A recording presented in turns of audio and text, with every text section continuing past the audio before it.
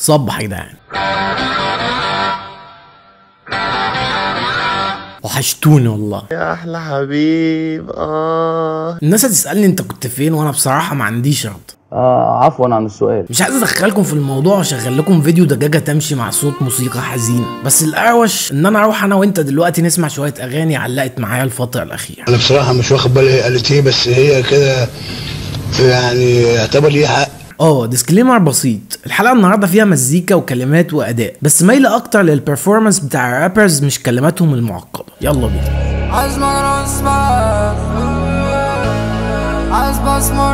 من بدري فشخ وانا عندي حته كده للمامبر راب، على عكس ناس كتير في المجال كنت بحبه وبحس انه بيخلي رايمز اسهل خاصه في اللهجه المصريه. وبعيدا بقى عن قصه حبي مع المامبر راب، فاول تراك معانا هو اخضر ليونج جيزه.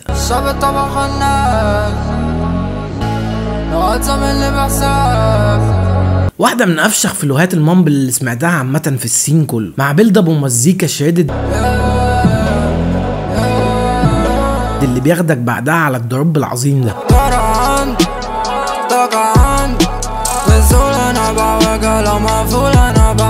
من البارات الصايعة برضه في التراك بار،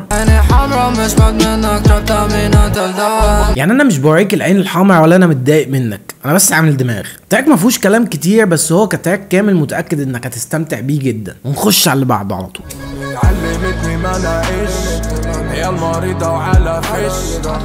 حطيت شهاب تاني واحد عشان محدش يقول اني بعرصله، خدت بالك؟ تراكات شهاب معاه عدت فكرة الشرح والكلام ده، دخلت في حتة ان بريليت لكل حاجة بيقولها لدرجة ان بحس انها اللي كاتب مش هو. بدأ شهاب التراك بكلمة صايعة قوي، العدة عندي كذا اسم، العدة عندي في موصل.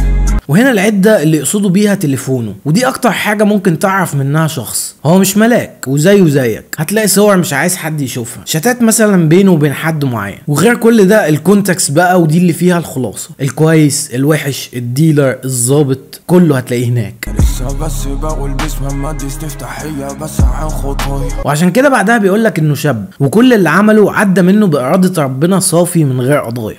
ولما تحس اديني حس معدي صافي في صبايا. كده وراك الجانب بتاعه اللي فيه خطايا اللي هو مقتنع انه عملها، بعدها بيشرح لك شخصيته. فاخر تختها فاخر بس حتى واجب كان يوم ورايا.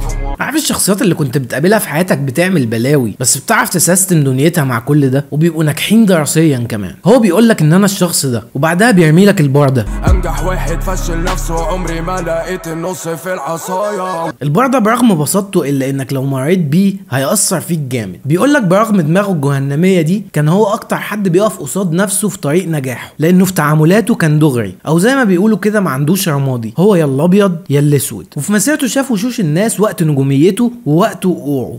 شفت وشوشكوا في الحالتين وبرضه روحي امنت بيا ما مرتش.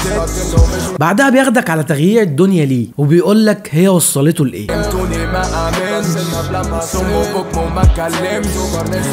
في جمله كده في الباك جراوند ممكن ما تكونش خدت بالك منها. الجمله دي قال فيها لساني مسوجر ناسي البن هو الباس كود بتاع لسانه اللي قرر ينساه عشان في اصعب الاوقات اللي بيبقى مش قادر وعايز يقول رايه بيحتفظ برايه ده لنفسه عشان محدش يعرف يمسك عليه اي حاجه. ويا سلام بقى لما بيقول لك اوعى تكون فاكرني مصات يلا دماغي ذاكرت مع الاوائل بس كانت بتروح تظبط مع ابو لا.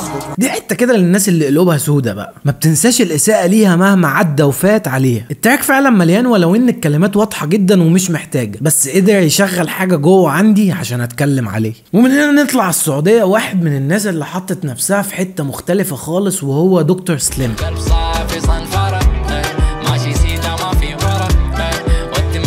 يلا موت حلو في تراك فشيخ لدكتور سليم على مزيكا افرو، وسويتش مش هتتوقعه بس ده لسه هنروح له. دايفرستي يا جدعان في الراب السعودي من فتره قريبه جدا كانت حاجه صعبه، مش سهل ان حد ينفذها، بس دايما الدوك كان بيبهرني باختياراته للمزيكا. الR&B زي سكر الكلام، اموت في الخدميه بتعرف مع مغربيه، او جود بوي اللي هي اغنيه بدل ما يطلع يقول لك انا باد بوي عمل العكس تماما، قال لك انا امي ربتني كويس.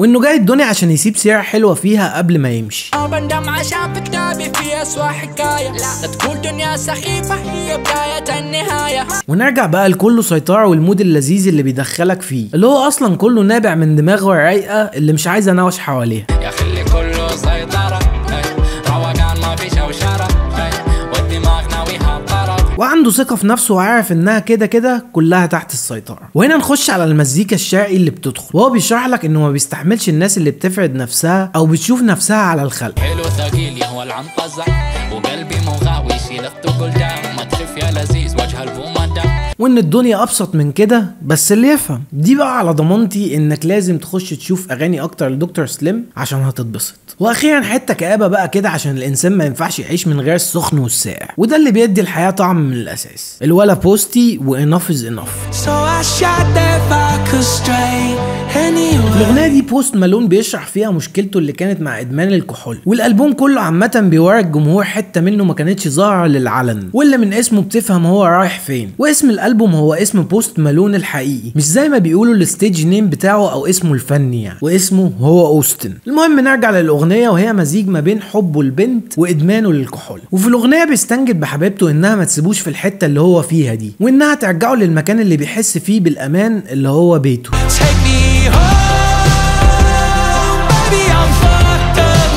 بيقول لها انه عارف ان هما مروا بالموقف ده كتير مع بعض، وان الموضوع بقى بايخ، وانه عارف ان الاسهل عليها دلوقتي انها تسيبه سكران وواقع على الارض.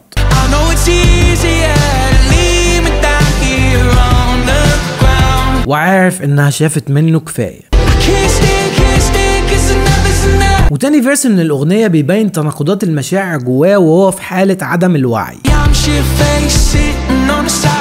دي الاولى، انه قاعد على رصيف في الشارع باين على وشه انه قرفان ومخنوق، ومحدش من الناس اللي معديه حواليه سامع هو بيقول ايه لانه بيهرتل. وبعدها